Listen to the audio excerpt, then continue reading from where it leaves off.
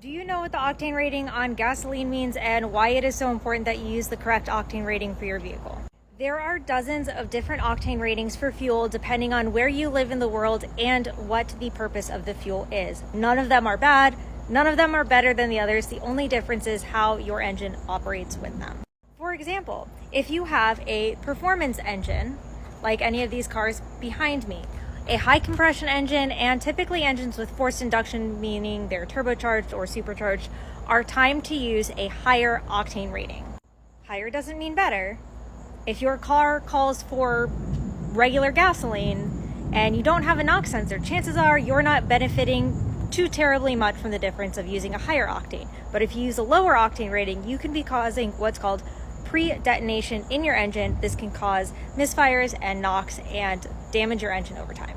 Does that sound scary? Because it should.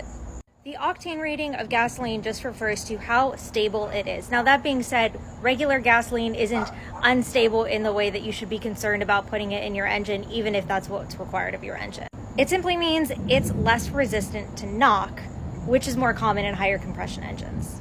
What is knock? That is pre-ignition. That just means that inside of your engine, in your 4-cycle combustion process that you have two different types of ignition that occurs, and you always want that to be a controlled burn, right? That's pretty logical. I don't know why people fight me on this. You want the explosion that is happening inside of your engine, because that is essentially what it is. It's an explosion, to be a controlled reaction, a controlled chemical reaction. The higher the octane rating, the less likely this gasoline is going to spontaneously combust before you are ready for it to. If you put a lower octane in your vehicle than is required, you can cause knock, you can cause engine damage, you cause pre-detonation, and it can be a really bad time. Of course, if you have to use a small amount in case of emergencies, your engine's not going to explode immediately.